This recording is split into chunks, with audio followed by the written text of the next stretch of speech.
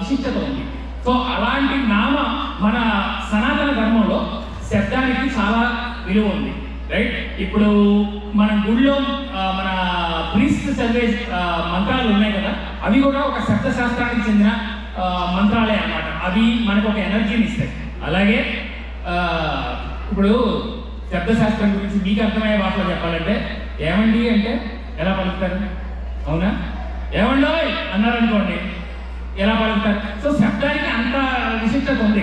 Okay, మనం అది ఇప్పుడు ఏదో మా సుష్మిత కూడా నవ్వుతుంది, అర్థమైంది. ఓకే, సో అలాగా ఇప్పుడు మన రామాయణ శ్రీరామనవమిని పురస్కరించుకొని వాళ్ళు అంటున్నారు, అంటే నువ్వే చెప్తావా మీ పక్కన ఏం చెప్పరా? వాళ్ళు బెదిరించడానికి లేదు.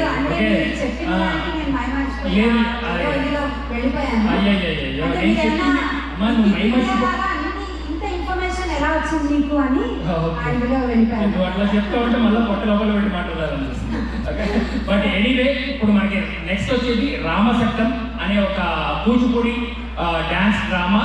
Okay, choreographer Raji Rayaprolu garu, participants Anshika, Anitha, Jaishna, Kavisha and Akshara. ఒక్కసారి మళ్ళీ మంచి శాస్త్రీయ నృత్యానికి గట్టిగా చప్పట్లతో ఆహ్వానిస్తాం.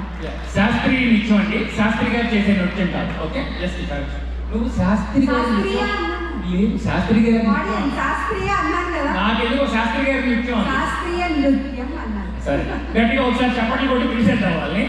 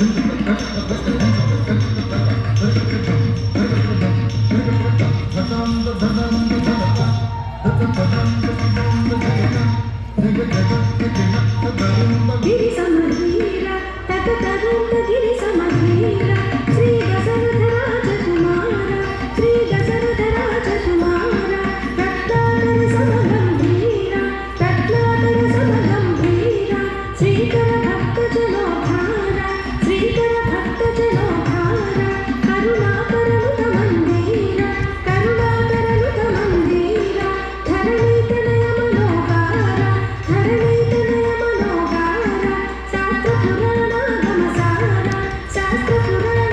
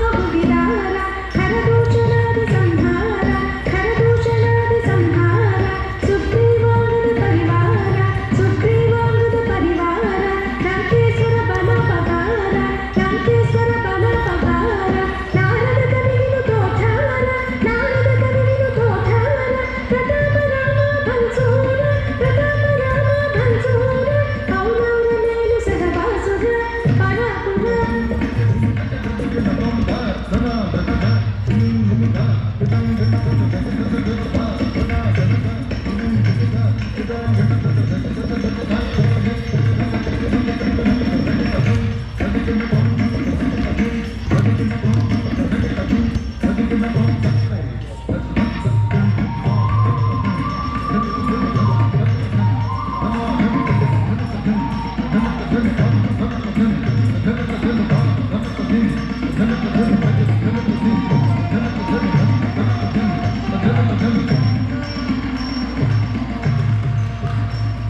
గుడ్ అండి. గట్టిగా ఒకసారి చెప్పండి కొట్టి వాళ్ళకి థ్యాంక్స్ చెప్పేద్దాము.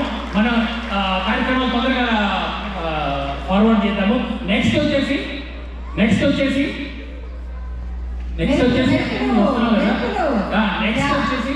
ఇందాకండి కదా పద్మజ, నువ్వు ఏదో యంగ్స్టర్ అది ఇది అన్నావు కదా, అనటం కాదు, నిజం ఉన్నదే అంటే నా గురించి చెప్తున్నావు కదా. కాబట్టి అదే నా గురించి చెప్పేది. ఓకే ఓకే సరే, ఎందుకండి మన పద్దు గురించి మాట్లాడుతున్నాం. సో ఇప్పుడు నెక్స్ట్ వచ్చే వాళ్ళు స్పార్కల్ స్క్వాడ్ వెనకాల వచ్చేస్తున్నారు already.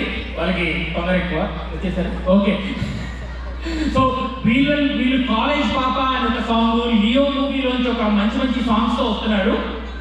Choreographer గుర్వీన్ Gulati, participants Nanditha, శ్రీనారావు, అన్య, అరుణ, సమన్వి అండ్ సహజ్. గట్టిగా ఒకసారి మళ్ళీ మెడ్లీ అది కూడా. ఓకే